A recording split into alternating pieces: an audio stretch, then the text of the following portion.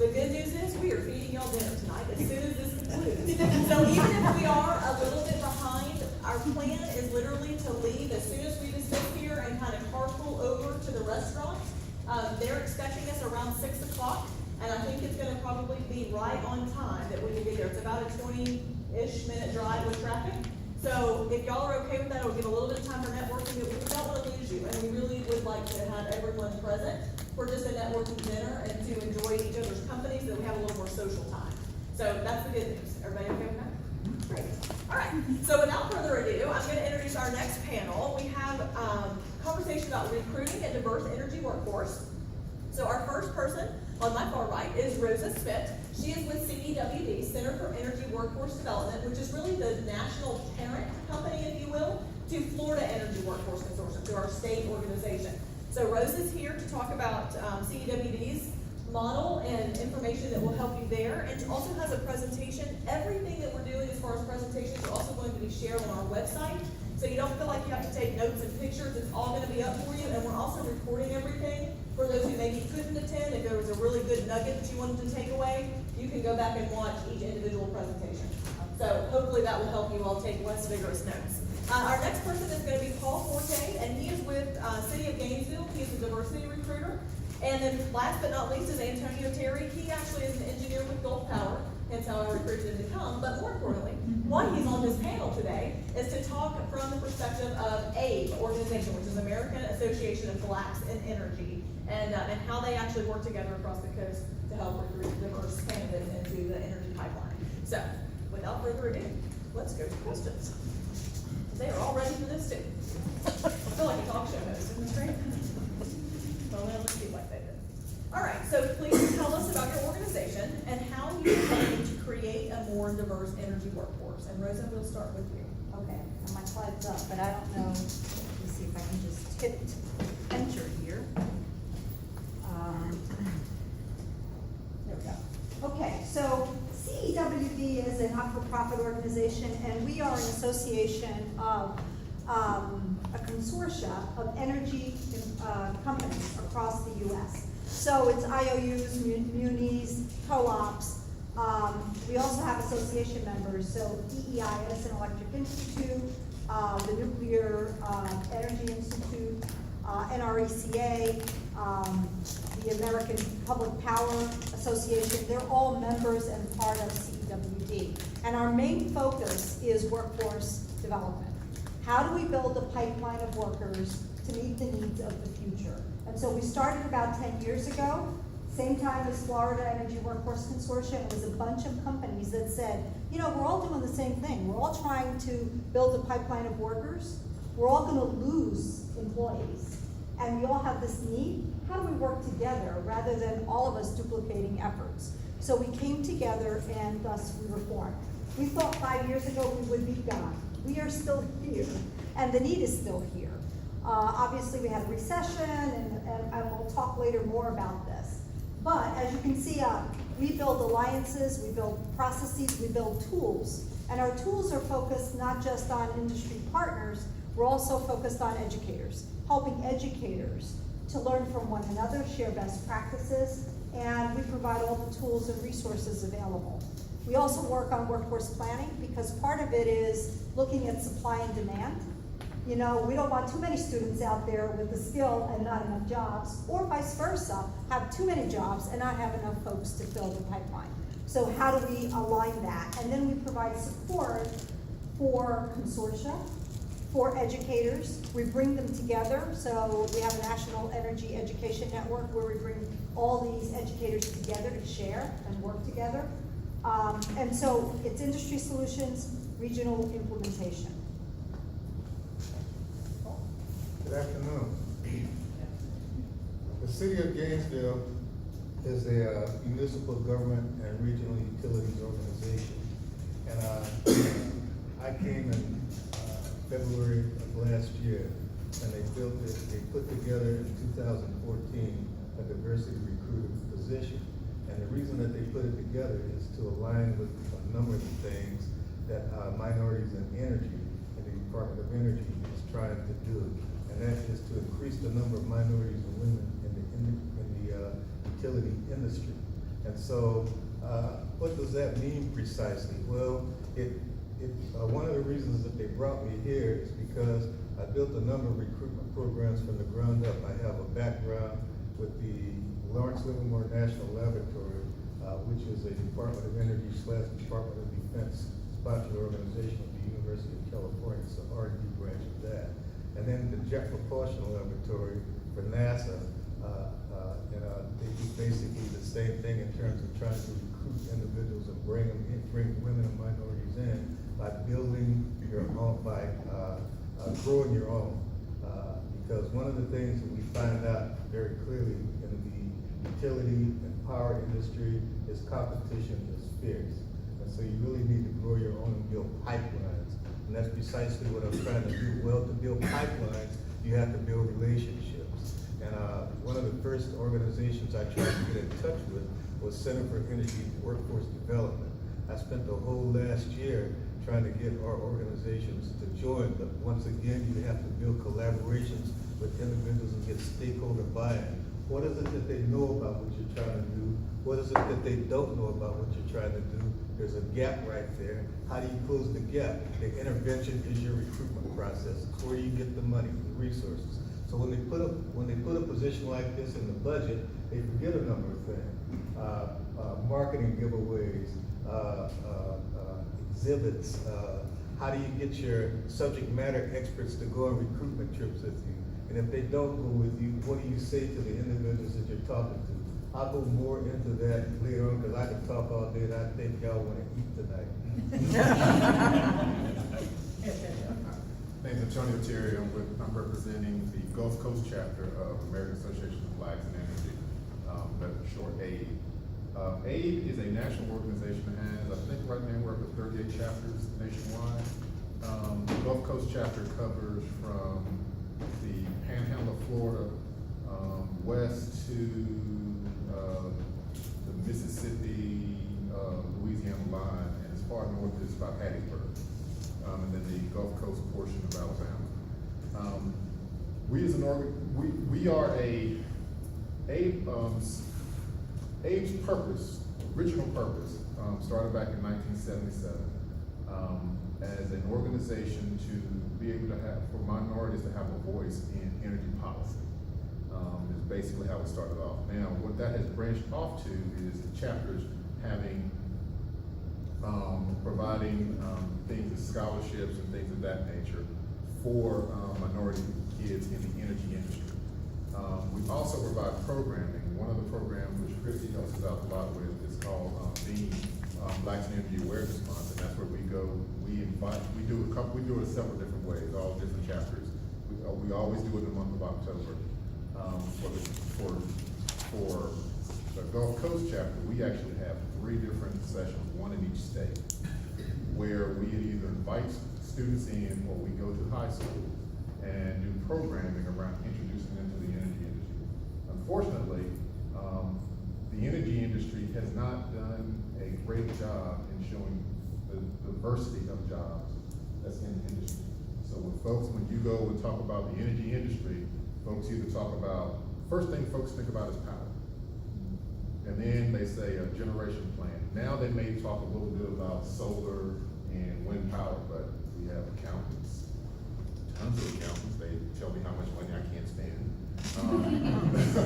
We have IT. Of course, we have the engineers, which everybody thinks about. Energy. AID is not just electrical energy. There's gas, there's natural gas, it's oil.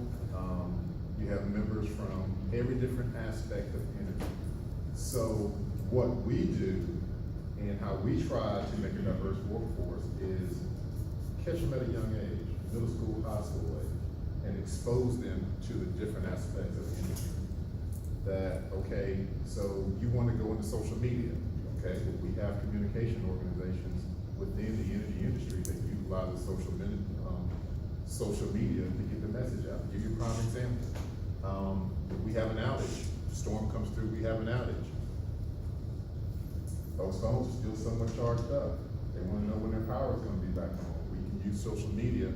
If you are connected with our with Gulf Power, well, we can go on and we can identify and we can just through social media, folks don't think about that from an energy company or energy industry.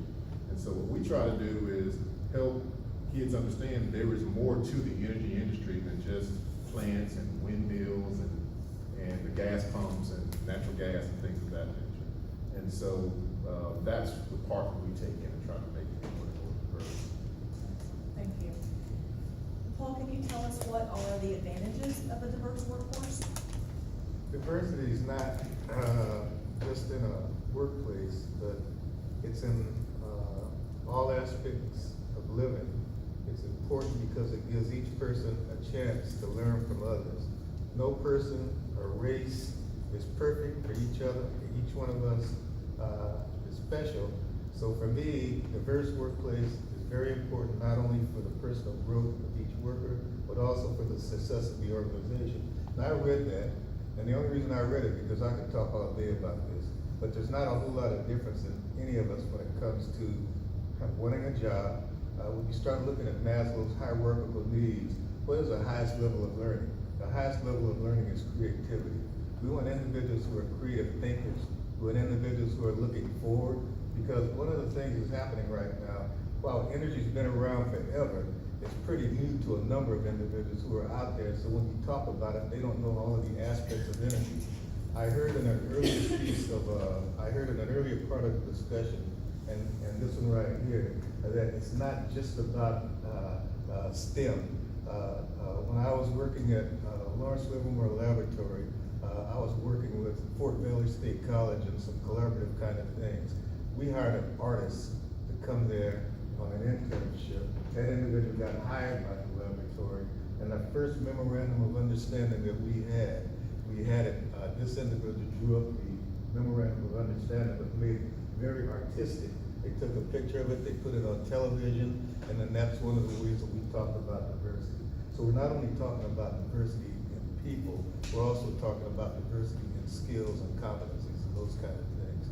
And so when I talk to students, when I talk to individuals who are coming out of high school, the other thing is when we start looking at millennials, let's talk about diversity and start drilling down into skill sets kind of diversity. For example, one of the things that when we start selling careers, we want to let individuals know that when you're looking at, if you're a millennial, millennials are always wanting to have it right now.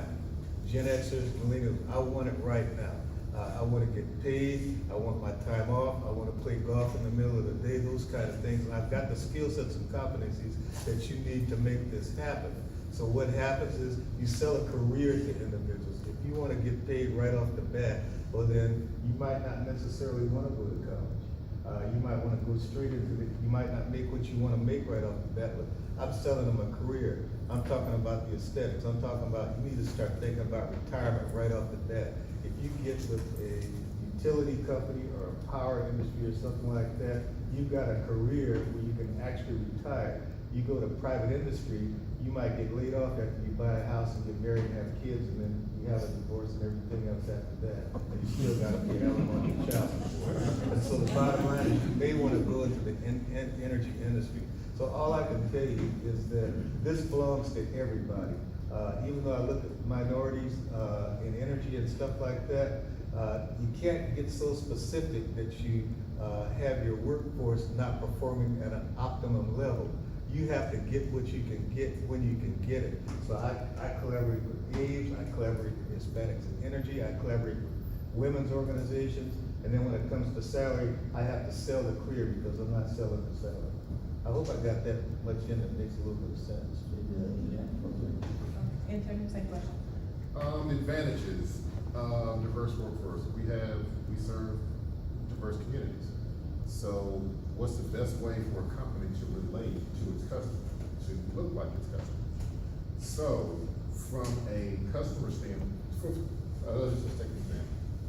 If I have a low income area of town that I serve, and I have no employees from that demographic at all, how can I understand what their needs are? How can I have a representative how can I have a representative from my company? If something happens, we have a major outage come through for whatever, and we've got to relate to those and talk to those customers. If there are people from my company that work and live in that neighborhood, would it not be more advantageous for me that they would actually listen to me when they know there are folks there, that there are folks like them represented in my company? So those are the types of things. It is not just a matter of diversity of race, but it's also diversity of thought. Where I get my diversity is from my experiences. So I have to be able to serve customers of different socioeconomic levels, race, needs, whatever it may be, I have to represent that. So I think that's it only makes good business sense for a regulated utility, such like the one that I work in, that my company represents my customer base, because it's a relationship thing. As much as we would like to say, power will never go out, Mother Nature says different. Now, when the power goes out because a major storm comes through, everybody understands for about 2 hours. For about 2 hours, understanding goes out the window. Now, if a hurricane comes through, everybody understands for about 2 days. When meat starts to spoil in the freezer, understanding goes out the window. So, but when my company is part of that same community that you can actually touch and feel and see, the understanding since though you may be upset, you understand that, look, this is the type of company that I would want to go work for, or that represents my community. Therefore, I'm a little bit more understanding. It's kind of being a regulated utility. We kind of go hand in hand in that. We have to. If we don't, we really run the risk of not serving our customers for their best interest. And Rosa? I just meant the diverse workforce. I just want to show a couple of the, so we're talking about balance and supply and demand, right? So we need to have enough folks. And what traditionally, and I'm just gonna talk kind of what I'm seeing now, traditionally, folks would go in and say, okay, when do I need them? Do I need them now? Do I need them in 1 to 2 years? If I need them in 1 to 2 years, I'm gonna go look for seniors in high school. And I'm gonna look for those in 11th to 12th grade if I'm gonna hire right out of high school or community colleges. And I'm gonna start to target that. And so those of you that are teachers are involved from a high school level or a middle school, because the need is going to be there. So they were focused on making sure that they got the students. But now, more and more I hear, I want diverse, I want qualified, at the right time and at the right place. And so diverse is at the top of the list. And I hear that we represent 90% of the utility and electric and gas workers across the U.S. We've got over 35 consortia across the U.S. in different states. Every single consortia has this as their primary objective, is diversity, because exactly what you just said. And if I don't have diversity, and then you look at this, and this I'm not going to bring up, but here, how many kids are graduating from college? And if you look at the diversity, 57% women, 43% men. There's more women graduating. If we don't tap into the brightest that are out there, we're not tapping into everything if we're just focused on the same old, same old. If you look at the diversity, there's more diversity in college, 49%, and then the rest 51%. So the diversity is there, is how do we get them to know about our jobs? How do we prepare them for our jobs so that they're ready to be hired for us because we want them? Right now, in the energy industry, we've got about 28% of all hires are female. 28% were minority. Now, that's overlap right there, okay? But if you look at the numbers, there's a lot more diversity out in the workplace. And we know we need to increase those numbers. And if you look at specific jobs, there are pockets. So are the women going into secretarial jobs? You know, and so where are the minorities go? So it's kind of, we need to have them balanced across the company. Great. Okay, Antonio? I'm gonna combine the next two questions just for time's sake. How do teachers, or how would teachers connect with your organizations? And then what resources would you have to offer them? How to connect with our organization. www.aave.org is is a national chapter, is a national website, and you can go in that website, and once you go on that website, look for chapters and look for chapters in your state. It will show you chapters in your area. Now, on the piece of tools and resources we offer, one of the things I talked about is Blacks in Energy Awareness Month BEAM programs that we have. Now, it's called Blacks in Energy Awareness Month, but it is open to any and all students. We put on a program with the help of Christy at Go Power. My chapter alone, we put one on in Pensacola, we put one in Mobile, Alabama, and we also put one in the Gulf Coast of Mississippi. It's usually a different location. And what we do is we find ways to expose students, middle school and mostly high school students, to the energy industry. So, prime example, this past year we had them come in and we took them to the Storm Center. So they went to our Storm Center to see how our dispatchers, they come into the Storm Center to see how our dispatchers dispatch out trouble and talk to the linemen. We actually had them go through a 2-hour session, well, a 1-hour session of training with the Line Tech Training Center. So they got to go up in a bucket, put on some hooks and try to climb a couple of feet up a pole just to get an understanding. We also did engineering games to expose them to engineering and critical thinking. And so it hits all aspects. Not everybody wants to be an engineer. Not everybody wants to work outside. Some folks want to work with their hands. So we gave them exposure to all three. And then we also did resume, and then we also do a wholeness piece of it. And normally it's something like resume writing or presentation skills or things of that nature, or just normal conversations around business attire and how to carry yourself. So those are the types of programs we do. One year we also did plant tours at the plant. Folks always just think of the nasty, dirty steam plant. But when they go out to the plant and see that there's actually office jobs at the plant, there are different types of things folks do at the plant. Some are outdoors that you can get your hands dirty, some are inside. It helps kind of take down the myths and helps them understand actually what the energy industry has to offer. So we try to figure it up each year. Where teachers can help is send us your students. Call it, if a chapter has it, if you have students that are interested in going to something like that, contact the chapter. It's always in the month of October, and get on their schedule, and they will work with you to try to help get your students there, or in some cases, we will come to the schools and do presentations and programs. Oh, I'm sorry, I also forgot. AVE also offers a scholarship. Each chapter offers scholarships. My chapter, we offer 6 $1,500 scholarships each year. The Atlanta chapter, they offer 60. They're the largest AVE chapter. Then if you win, then we're allowed to send three representatives up for the regional. And the regional is good for $3,500. And yeah, you get $3,500, and these are just 1-year scholarships. This is just one-time scholarship. If you win the regional, then the regional sends 3 to national. Each region sends 3 to national.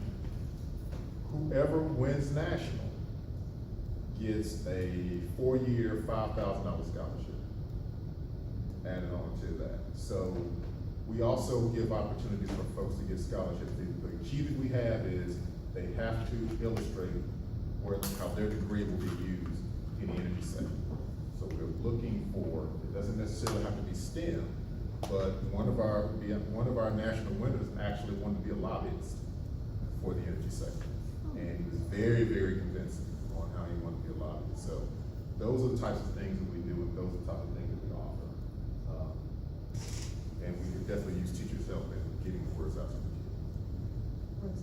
Okay. So what can teachers do? Support. And I have young women, but it doesn't necessarily have to be young women, it can be diverse, who are interested in non-traditional jobs. And I'm talking about non-traditional because those tend to be where we have the least amount of diversity. And the teachers know the kids, you know what skills they have. You can see what they're interested in and what they like to do. If there's somebody that likes working with their hands and you think that this would be a good career fit, they're great paying jobs. They're great careers, they're not jobs, they're careers. Look at our website. We have the Get Into Energy site. It's www.getintoenergy. Go on there, look at the videos, let them look at the jobs. We have an assessment that they can take that asks those questions. Do you like confined spaces? Do you like to climb? Do you like heights? Are you afraid of heights? So that it tells them what kind of jobs they might be able to do. We heard this morning, contact your industry representative, or earlier this afternoon. They're all willing to come. Work with your industry partners because they want to be involved, and they're more than willing to come and talk to the students. We have a website and we have a CEWD. There is a whole education part. So it's just for educators. So if you go in there, you can click and it's got tons of information, tons of exercises, best practices of what other companies have done or other educators have done. Click on that and there's a link. If you are not a member, if you can't get in, let us know. You just have to be sponsored by utility. So utility has to say, I sponsor this school, and you'll be able to get into our site with all the member information. We have a high school academy community of practice that we're gonna start with webinars and calls on a quarterly basis. We ask you to join that. You can learn from others. What are they doing? How does it work for them? And then partner. And then lastly, and this is the last question you're gonna ask, Yes. so I'm not gonna answer that, yes. Hold Sorry about that. We have to learn to synchronize. We have all of these STEM programs. You have them in middle school, you have them in high school, you have them in colleges, you have them in community colleges, four-year colleges, etc. I went to the Alachua County schools and I talked to the superintendent about STEM. Well, you have to keep them on track because the first thing he wanted to do was send me to his STEM person who had a robotics program. Okay, that's one narrow focus of the shortfall that we have in science and technology in the United States as far as education programs go. So building on that right there, I wanted to try to bring them together to talk about how do you connect the dots and have one program connected to the other program so that they'll have some place to go after they get out of middle school. Where do they go from there? What are they gonna do with those skill sets and competencies that they learn? How are you gonna keep the interest up? Then you go to high school, and you get them in college. And after you get them in college, you track them, bring them back for internships and co-ops, and you hire them.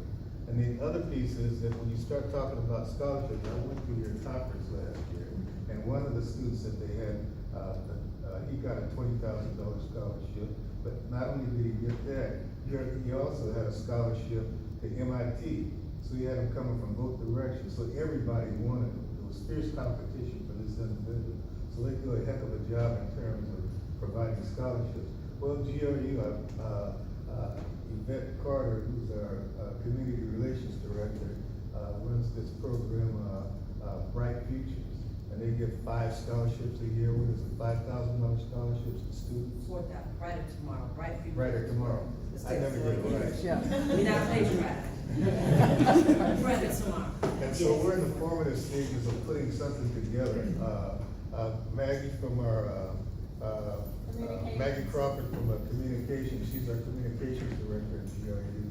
Yvette Carter and I are all on a team of individuals in succession planning. And we're putting together, we're trying to put together a curriculum so that we can bring technology education to Gainesville. We're gonna be talking to the superintendent and a number of other individuals, career source for funding, et cetera. And they have committed to join FEWC as well as CEWD.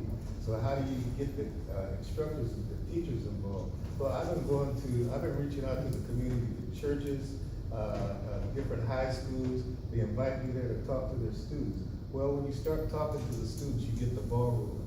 They want volunteers, so be prepared to work to work weekends and nights. You can't do it unless you're gonna work weekends and nights and you make the commitment. You can't watch football all the time. You can't watch Golden State, my team, they're gonna eventually win. That's not a fluke. But anyway, LeBron need to quit crying. Let me stop. But anyway, bottom line is that when you talk to the students, ask the students questions. Some of them say that I wanna be an MD. Well, are you taking any chemistry courses? Some say that I want to be a mechanical engineer. Are you taking any calculus courses? You have to be able to ask those questions and try to help them get on the right track. Because if they're not into those courses, they're going to have a hard time. One of the associate deans at the University of Florida told me that one of the classes that most mechanical engineering schools fail in is calculus. They don't get the kind of calculus that they need as a prerequisite before they get in college.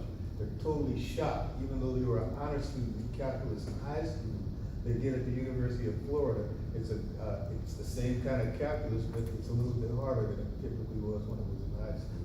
So I think we need to talk to the instructors about those kind of things, and so I'm committed to work with the high schools. I've already talked to the superintendent. Unfortunately, they only have one instructor who's over their energy program in all of the Alachua County schools.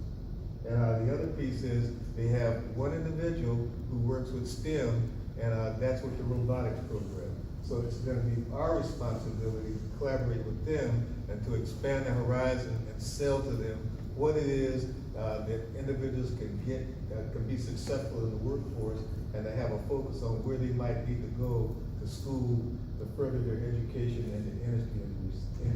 So like I said, you gotta be willing to work at night, you gotta be willing to work on the weekends, you gotta have a whole lot of energy, and you rest between breaks. And last question, and we're gonna make this very brief, in 1 to 2 sentences. Promise. Advice. What do you recommend, or how would you tell these teachers to encourage their students to enter the energy workforce as a diverse candidate? For me, it's a change in the view. I think the view of an energy company is not as sexy, it's an old star, they have this perception.